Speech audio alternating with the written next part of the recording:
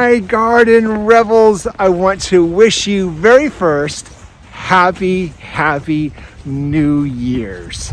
It's such an amazing time, isn't it? I always feel like I carry this big bag of mixed emotions on New Year's. I'm very curious whether you have that same mixture of emotions or something very similar. So let me know after this video, will you? But I want to show you, it usually comes down, I've broken it down to three main, I'm gonna say emotions or feelings, but it always occurs to me at this exact same time. So let's go over those, see if those match yours. Let's get started.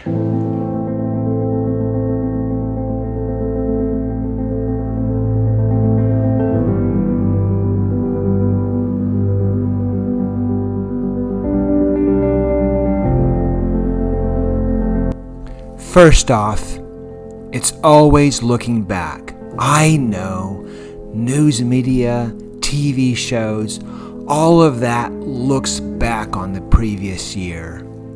Was it good? Was it bad?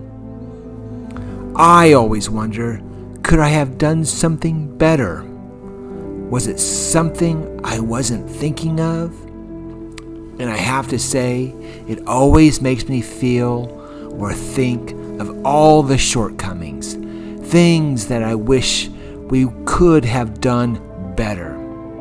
I so wanted to get the bathrooms done in 2021. We didn't quite make it.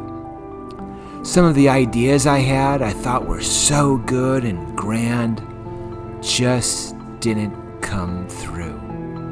And then, like the snow that covered things beautifully, it melts quickly and reveals the truth. There are things we could have done so much better. No doubt, there were some very beautiful, extremely beautiful moments in 2021, but yet sometimes my mind goes over things I feel just could have gone better. Maybe it's because New Year's marks a distinct passage of time.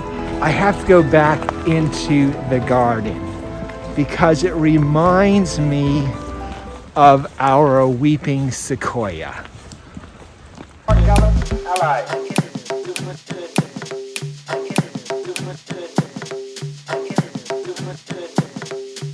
This sequoia reminded me, and it happens every year, is that it grew arms and branches right in front of me, and I never stopped to notice.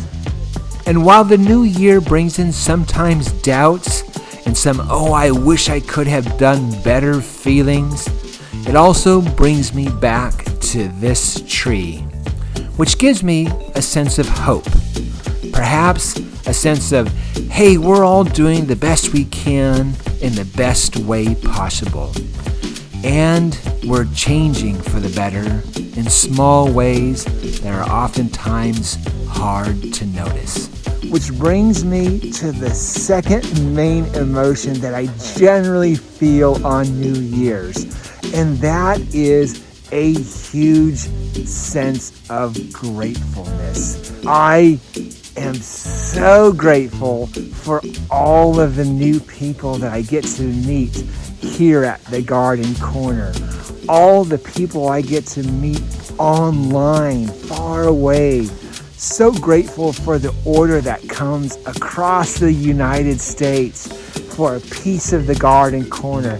We send that way. I'm so grateful for even just this morning, Jade emailed me first thing. Great idea, by the way, Jade. She wrapped her Sengukaku maple that she has in her courtyard with Christmas lights. And she's wondering, hey, can I keep those Christmas lights up all year round? Yes, great idea. Keep it all year round. And I love those kind of questions because it gives me an insight on real people, real heroes that are gardening and making it better and making the world a better place as well through gardening, making it a better place to live, but also making us better people to live with.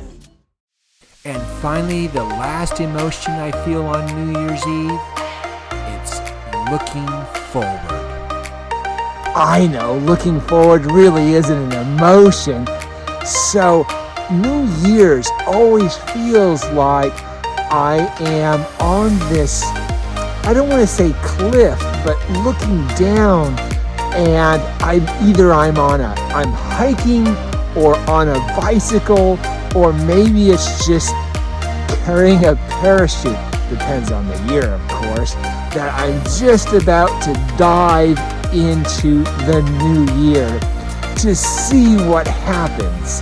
And so there's just this well of hopefulness. How will we all become better gardeners in this next year?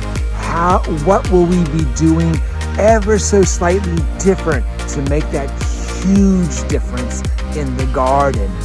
And if it's in the garden, it really reflects what's happening inside of ourselves as well. So we've got big hopes and dreams for this next year. So with that, I'm very interested if you have those same bucket of feelings at New Year's Eve. For me, it seems to be like a weird sense of remorse, and then followed by a huge, overwhelming sense of gratefulness, and then finally it's a sense of hope and adventure for this next year. Anyway, let me know. Guys, that's the show for the day. Always live your passion. It's 2022. We are living in the future.